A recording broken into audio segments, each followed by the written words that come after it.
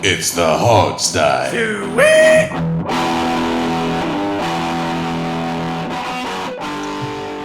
All right, our guest today is a veteran of DC area sports reporting and broadcasting. He's held down radio and columnist jobs that run the gamut from Yahoo Sports and 106.7 The Fan to SB Nation and ESPN.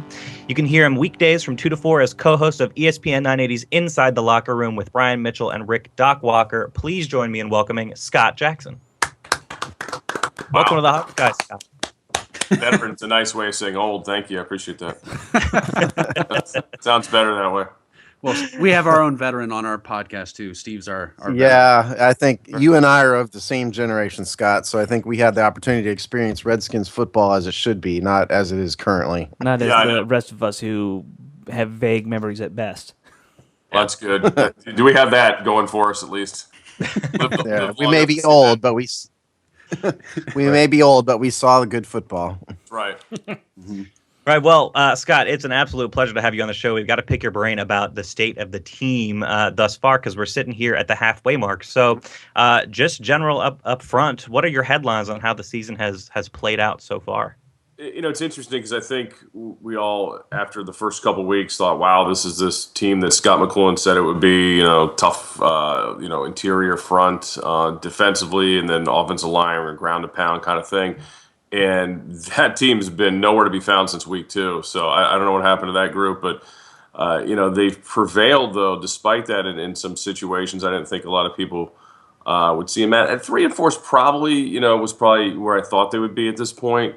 I just kind of went a little bit different maybe than I suspected. For now, but I think they are where they are, and the Cousins thing's so funny because we like swing on the emotions. Like 2 weeks ago, people were ready to get rid of him. Now they're like, God, maybe we should sign him. It's just so ridiculous. I mean, it's like let it play out. Just another season. Yeah, let the process play out a little bit because there isn't a lot of great quarterback play going on in the NFL, as you guys know. I mean, outside of Brady and Rodgers, and they've been fantastic, but not Peyton Manning's having a bad year. Eli Manning's, up and down this year. The guys like Josh McCown put up crazy numbers for a few weeks, even though they weren't winning. Right. I mean, Philadelphia quarterback situation, Bradford stinks. Romo's been sidelined, so there's just a lot of, and Roethlisberger's out, obviously, and Phillip Rivers has got no offensive line. So it's just been up and down. I looked at it the other day. It's amazing how Kirk, as much as we live and die with every throw he makes, people were praising Matt Ryan and Kyle Shanahan. It's great how things were going down there. But if you look at Matt Ryan's numbers, I think he's got the same amount of touchdown, maybe one more touchdown pass than Kirk right now. Right. Interceptions are right in the same neighborhood. They throw it obviously a little bit deeper. They have better receivers. Clearly they have Julio Jones in the field. They actually have a running game. Leonard Hankerson. Yeah. And of course he's hurt again. Imagine that. Right. But it's just kind of funny. I don't know. I just kind of laugh at the emotional roller coaster that go on. And I'm not one of the people that thought Gruden was not going to be fired if they lost the game last week, nor was there going to be some big bloodletting at Redskins Park. I think the reporting going into the game was pretty on the money from people I've talked to. What Schefter was saying and what Liz Clark was saying. I think that's the way they were going to go. I really believe they're going to try to give this a year and let it breathe, and then make the hard decisions. Sure. Scott, I've been wondering, we've kind of already shared our opinions about the running game. It came on strong the first 2 weeks and kind of fell off from there after Sean Laval got hurt. You're around Chris Cooley a lot at the station. What are your opinions on how things have gone down with the running game, where it is now? I think it depends on which games you're talking about. I think there was a portion of the season where they're missing Laval. I think the tight ends have been an issue, the lack of blocking tight ends in this team. But I also think the running backs have been a problem too. I mean, Chris was very tough on Alfred this week, and granted it's 10 carries, but if you're making the wrong read, you're not going to get more than 10 carries. And it wasn't just a couple snaps. You know what I mean? Yeah. I think there was evidence of that in the Jets game. There were some things that were blocked, and he went the wrong way, or maybe that is indecisive. He's just kind of slow. Tippy-toeing. You just know. I mean, he was never a speed guy, but he usually knew where he wanted to go, and he's shifty, and he's really slowed down this year. I mean, I wanted to see it work for him, and maybe incorporate Matt Jones slowly, because still Matt Jones, as you see, he makes the wrong decisions and does some rookie stuff out there. But I think if this thing continues the direction it's going, I mean, they're going to have to just let Jones loose at some point. I think Chris Thompson could really have a big role in this team if he stays in the field. as the year goes on, if Alfred continues to struggle, because it's been tough to watch at times with Alfred, and he's not getting a lot of reps, but part of that is because he's not, Right. Looks like he hits a wall sometimes. And Jones, at least if he makes a mistake, he's the kind that makes it at a full speed effort type thing. He's going hard every play. He's falling forward. Yeah. He's got the ability to break it. He's got the ability to break it, obviously, and he's better in the passing game too. Yeah, for sure. Well, what exactly has gone on with Alfred? I mean, he used to be a really decisive runner. Yeah. That was kind of his strength because he didn't really have the elite athleticism. But now it looks like he's a completely different guy. What has happened? I wish I knew. I mean, if I knew that, I'd be over there coaching him.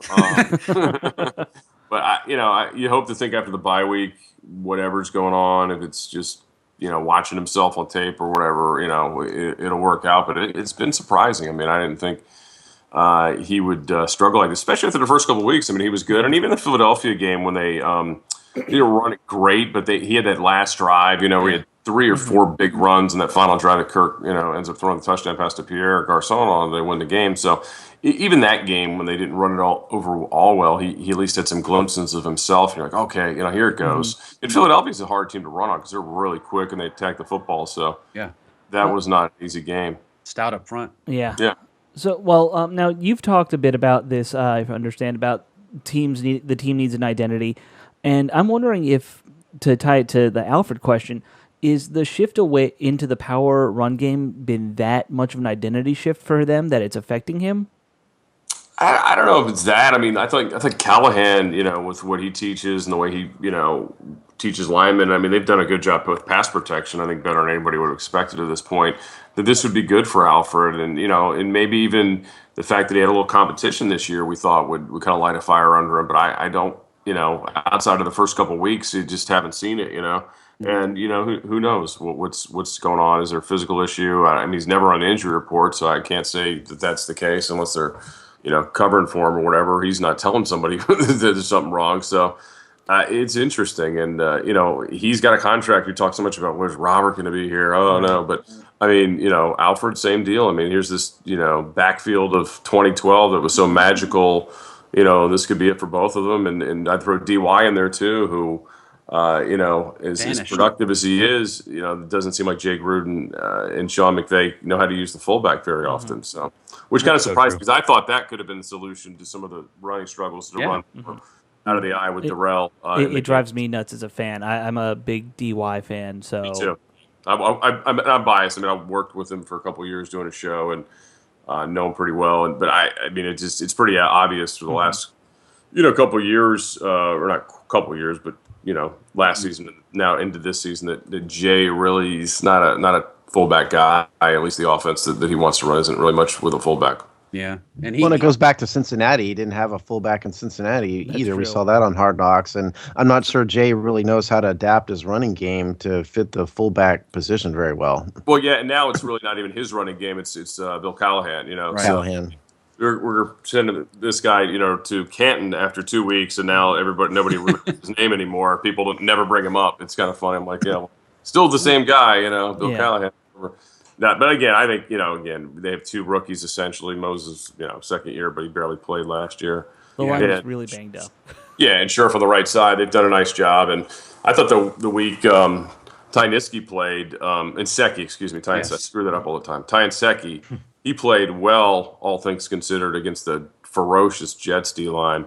Yep. But again, the running game part of it. But, listening to Cooley, and, he knows it better than anybody, a lot of it is on the backs at times, too. And it's not just what helped the offensive line.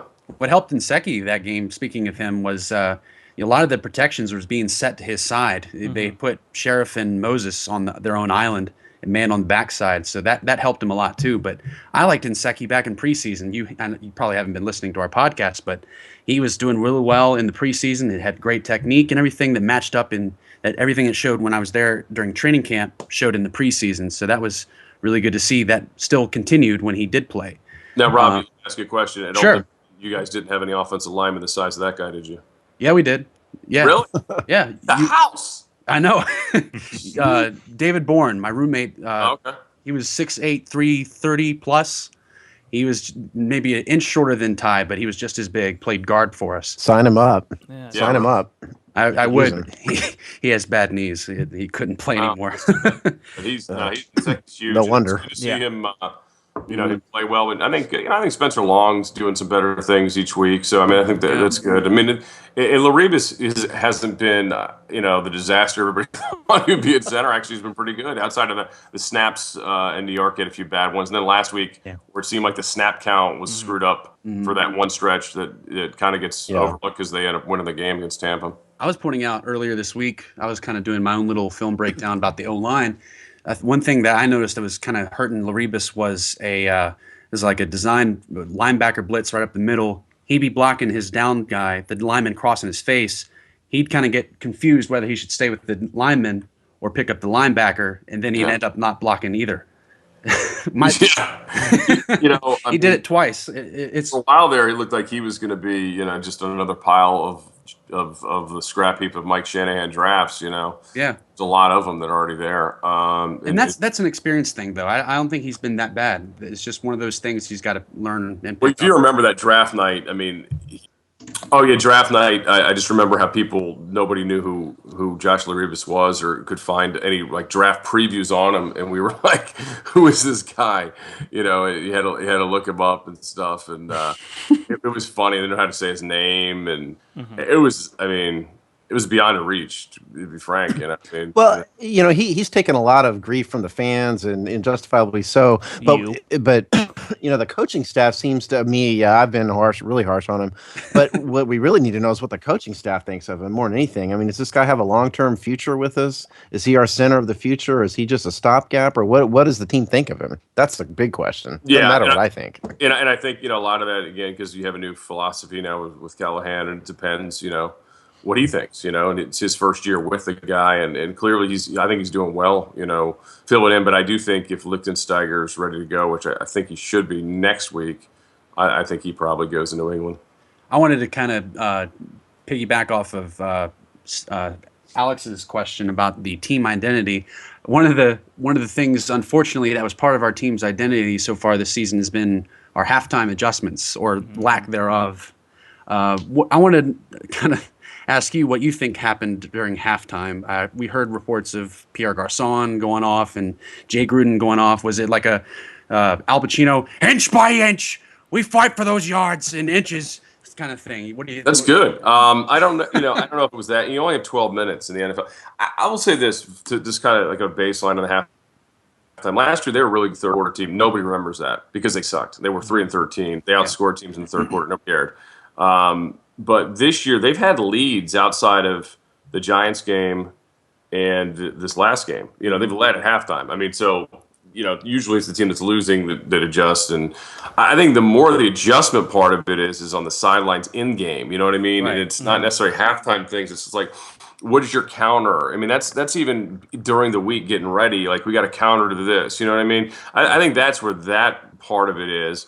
And then it's also, the players coming out flat. I mean, if you go back and look at a few of those halftimes, the second halves, I should say, you had fumbles, like just the ridiculous Jordan Reed fumble. I think it was against Philly or Miami or somebody. And then there was the Matt Jones fumble. I mean, there's just like little dumb things. And there was like a constant amount of penalties. One of the early home games, it might have been St. Louis when they were moving the ball and they just kept moving backwards. And there's a lot of things. Each game was different. There were different things. But yeah, I mean, bottom line is they sucked in the third quarter. And then with the Jets game, Kirk's throwing it to the Jets, and in the two plays with a terrible throw to Revis, and then the one downfield that had no prayer of being completed. So there was, I don't know, it's a little different every game. Now, last game, you're desperate. I mean, if you're down, 24-7 at halftime and you don't show up in the second half, I mean, you got problems. Yeah, you got problems. I mean, after your coach said, basically win or else kind of game, So I think there was a lot of that. And let's be real too. Tampa was just, I mean, how brain dead were they? I mean, how many personal foul penalties at center kept piling on, and coming back, and then peeling back on players, and the play's over, and then there was a guy piling on. One of the DNs kept doing that. It was just they didn't have any feet left to shoot. Yeah, right. And then really, and here's the other thing: I mean, out of the red zone at the end there, I mean, you got Mike Evans, right, and he's been killing the Redskins all game. you don't throw it to them once in the red zone, and they have, Quentin Dunbar in the game because Breeland's, walking off the field with a hamstring. I mean, makes no sense. Play to win, and they played they played it safe, and they paid the price for it. So. Well, yeah. Hey, a win is a win. When we're in Washington, Right. we'll take it. You mentioned halftime adjustments and whatnot. I'm curious about what you think about Jay Gruden's play calling and whether it's gotten any better. It seems that from us amateurs in the cheap seats, it seems very predictable. The play design seems. Right. Here's the thing. They got people open, and let's be honest. I mean, when there's not Reed, there's no Jackson. There hasn't been, since the first or second drive or whatever it was in that first week. They don't, I mean, Crowder's going to think, but Pierre, is not blowing the top off people anymore. Grant's a good route runner, but he's not blown by anybody. So it's just kind of, Roberts or Dropperts, as people have been calling him, when he's out there. And Rashad Ross, still pretty green. So I think people are open. He's still getting people open, and they're moving the ball. They're great on third down. So, I mean, something play calling is clicking there. I just think it's a matter of these guys' continuity, playing with each other. The lack of running game has not helped, I should say.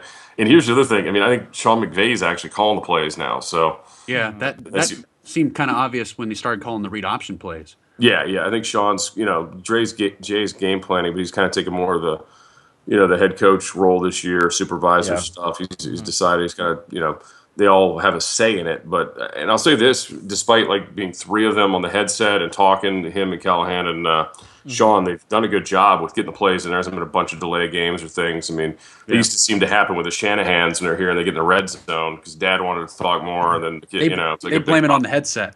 Right. And they always say it was a headset issue, and it's actually a discussion. Yeah, sure. Well, if you have a couple more minutes, we'd love to spend just a couple more minutes chatting with you. Great. So all of that in mind, one of the things you were talking about today on your show was, the Redskins have what I think 3 or 4 home games left and then 5 away games left. So what do you think is a realistic schedule coming out of the end of this year, and at what record is Gruden safe, so to speak? That's a tough. I would say if he's 8-8, I mean, to me, that's a hell of a year. You know what I mean? All things considered, with the injuries and what we thought they would be going into the year, especially if he plays Cousins the whole way. I saw this stat today, and I think it's very misleading that they have the 7th easiest schedule remaining of their 9 games. Because think about it, Dallas is not a 2-4 team talent-wise. I mean, they have those people back most likely. So I kind of find that to be misleading. And you look at the quarterbacks they have to play. I mean, obviously Brady, Breeze back-to-back. You got Newton on the schedule still. You got Romo twice. So you can play Eli, kicks your butt every time, one more time. So it's tough. I think, if they could squeeze a 5-3, what that would be to me is if you win 3 or 4 home games, somehow get at least 2 road games before the year's over, which isn't great because that means you went 2-6 on the road. Right. But if somehow you could get a 3-5 on the road and a 6-2 on the home, then all of a sudden, wow, it's pretty amazing. But they just got to, probably the Chicago game's a realistic opportunity to win. And I don't know if you can beat Carolina. Carolina's awful tough, especially at home. You'd have to. And the way Cam Newton's been playing. Yeah, maybe you win at Dallas. I mean, or Philly. It's not impossible. I mean, those are teams that you've had success against as division opponents. So, but those are the kind of things they have to do. And I think guys, and it's hard to tell because he hasn't said anything, nor should he probably at this point. But Scott McLuhan, I think he and Jay have a pretty good relationship. Yeah. And. But again, there's always the element here where you're like, well, who really has the final say, and who's gonna make that call? Is it gonna be just Scott's call, or is also Dan Snyder getting involved here? Is he okay with Jay because the idea that he didn't fix Robert like everybody thought this is his only job apparently when he came here, which is ridiculous. You hired him to be the head coach, let him be the head coach. Right. Well, how much influence does Dan Snyder have in the day-to-day operations? Just now that he's got Scott McLuhan in there, it's the $1 million question. Well, I think it's is McLuhan really running things? Right. I think now it's pretty clear that he doesn't have any. I felt like last year, it sure seemed like the switch back to Griffin as soon as he was healthy. After the Cowboys win seemed crazy. I mean, any other coach, I think you ride out the hot quarterback. At that point, it was McCoy. Right. You just keep playing him, and then it was like this big rush to get Robert back on the field. It didn't make any sense at the time to me, and I'll never be convinced that was totally Jay's decision, But I think this year, with what they're doing and the way they've executed, I think, he he's making the calls on who's playing. Obviously McClellan has control over the roster as a GM. So I think that's how, I think there was just football people involved at this point, but I'm sure, if there's some major struggles at some point, somebody's going to have to, ask the question if it's worth getting 10 back on the field, and if it makes sense. I mean, and the risk rewards, probably the answer is no, because of the money that you'd be on the hook for. Mm-hmm. What are you hearing about Deshaun Jackson and his health and his hamstring and what the heck he's been doing? Yeah, I think he should be back this coming week or next week, I should say, with New England. But that's you don't know, because they tried to push him. Was it 2 weeks ago for the Jets game, and he got hurt, right? Setback and all that stuff. It's hard to say. I know a lot of people want to blame his reality show for his hamstring injury. I don't know. Who knows? Look, only he knows what kind of work he put in. I know he worked out with Rashad Ross in the offseason. Rashad Ross swears by him, and he made a team after not being able to make it. And Ross benefited from it. Was in great shape. And I was there the day Deshaun was out of practice. Like, he missed the very first OTA or whatever for, his girlfriend was pregnant, and obviously they said the baby and all this stuff. And I was there the second day that he actually, was his first day, and it would never, it was so irrelevant. The things they do with these OTAs are so ridiculous. For people that really get upset about what they're missing or what they're not missing, it's ridiculous. It was a big controversy. I think a lot of a big group of the fans out there think he's dogging it. I think it's ridiculous myself. Nah, I don't. Look, he wants to play. First of all, the way his contract is, he better want to play and get back onto the field, because he's not guaranteed next year. That's the other thing. Yeah. His contract's structured. He's going to have to be restructured, or he's going to have to be released. So it doesn't make any sense for him not to want to play, because then that hurts him. It wasn't like there was this great market for Deshaun Jackson 2 years ago when the Redskins got him, or almost a year and a half, whatever it's been now. So yeah, I think a lot of people would agree that he's on the hot seat. Is there anybody else on this team that strikes you as being particularly on the hot seat, meaning they have to have a good second half of this year, or they may just not be back next? Well, if you just look at the numbers cap wise, I think obviously, you say on defense, Hatcher's got a big number, so he's got to prove that he can stay healthy and be an impact guy. He is an impact guy when he's out there playing. There's no doubt. But you just want that. D'Angelo Hall, I'm sure you could look at his situation too and say the same thing because of his age and the progress Breeland's made, and they got Jarrett there, and you assume Culliver is going to be, when he gets back out of the field, will be there. So there's probably him. Then on the offensive side of things, we were talking about Lichtensteiger earlier. Laribas, you feel comfortable with him moving forward, and you want to be a little bigger at that position.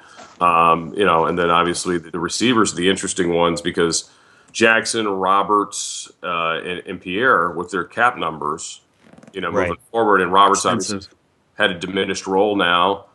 Pierre's still got a big role, but his numbers aren't, to the level they used to be. Right. I think he's still an asset to this team, but I don't know if he's an asset at the cap figure that will be, coming up next year. So that's the things you gotta kind of weigh when you look at that stuff moving forward. They've already locked up obviously Trent and Kerrigan, so you don't have to worry about any of that kind of stuff. And some of the other guys who are struggling need to do better, like Murphy. He's still on a rookie contract, so it's not like you're going to do anything drastic after the season.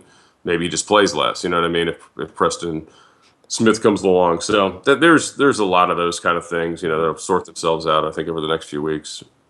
Yeah, and the good thing, though, is, Rich Chandler put out an article just recently about how much we're looking at cap-wise for the offseason this coming year. So it looks like we have plenty of money to take care of our players if they do well and earn a, re-signing with the team. So that should be a good thing.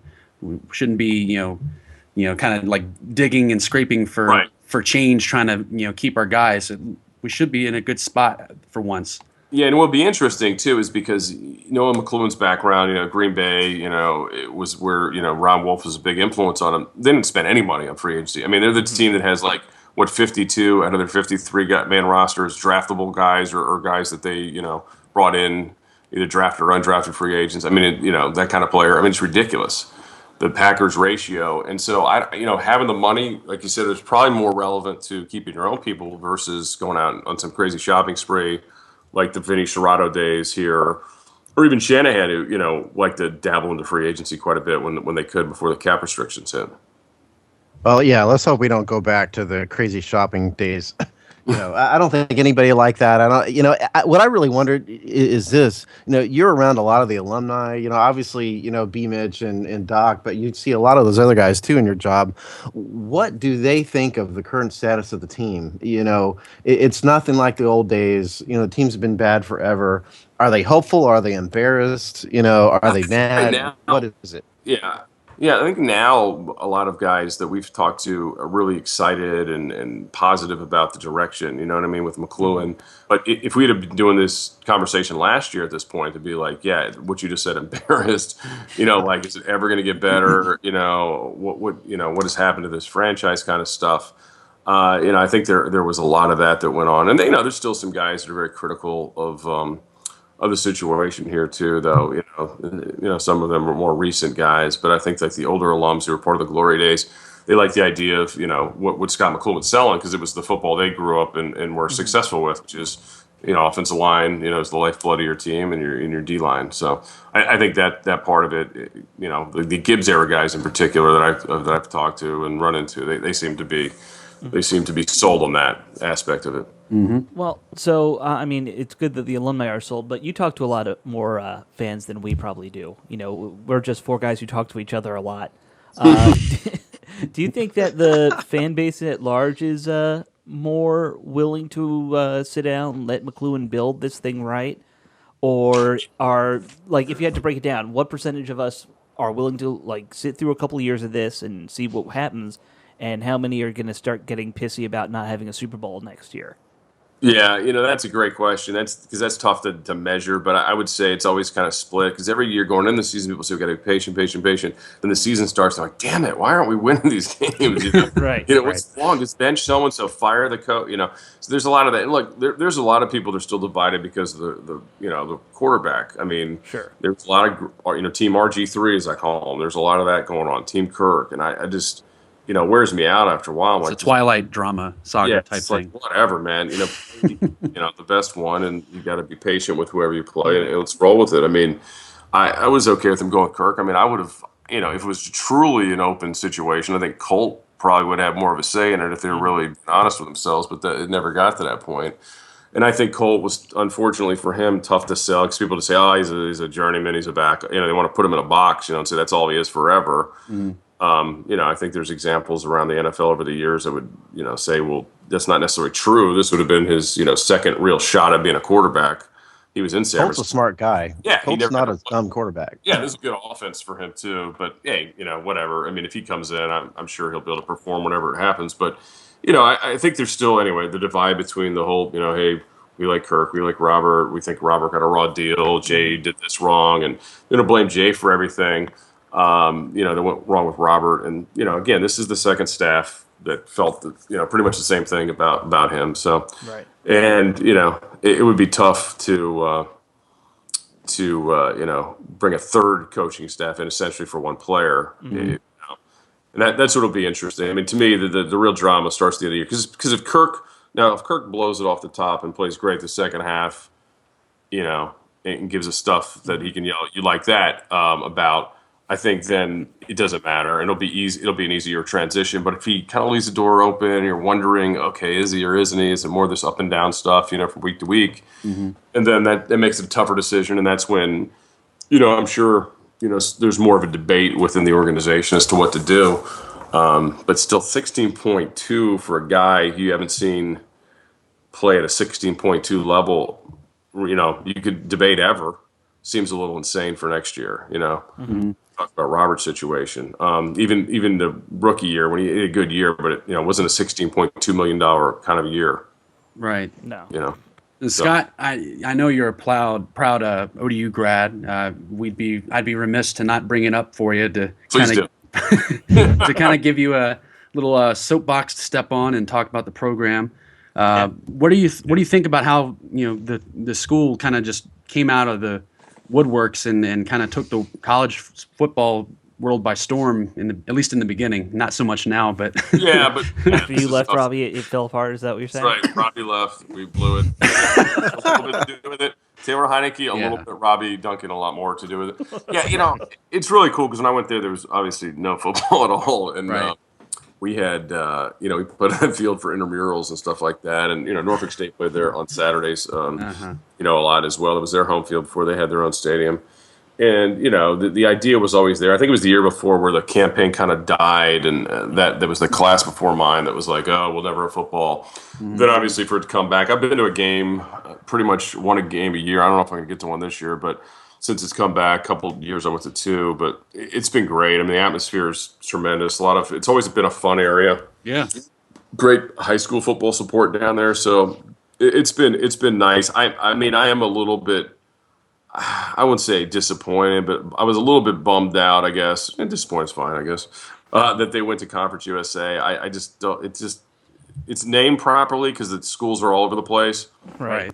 And I understand the financial gain to it, but I would have liked to see them play in the CAA for a couple more years in the FCS and maybe win a national championship at that level before moving forward. I mean, I went down to Madison a few weeks ago, did a game for Comcast, and it's incredible atmosphere. It's high level football still, They never beat us though.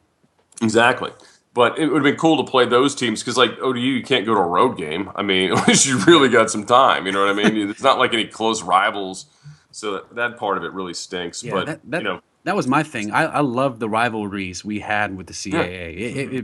It made a big difference. I mean, we weren't making as much money as we are now with Conference USA, but I mean the atmosphere. The William and Mary ODU games were electric.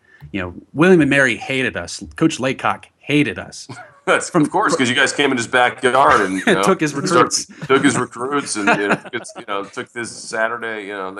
Took a bite out of them. Mm-hmm. And it is a shame because beyond just the football part of it. I mean, what it's done to basketball and baseball and all the other non-revenue sports is crazy. For the travel that they're stuck with because of them deciding Conference USA. I mean, at some point, I was talking actually somebody from the CAA a few weeks ago about this. I was kidding around and said, hey, someday it's just going to be like the country's going to be divided in half and it's going to be east-west, there's going to be there's going to be two giant conferences. And he was like, hey, you think you're kidding about that? It's not that crazy idea because it's really kind of where it's going. I mean, it's just nuts and all the realignment, everybody's joining, Maryland going to the Big Ten, and Rutgers, crazy. Still makes no sense. How excited will you be when Taylor Heineke finally gets his shot? Just waiting in the corner to Wally Pipp Teddy Bridgewater, right?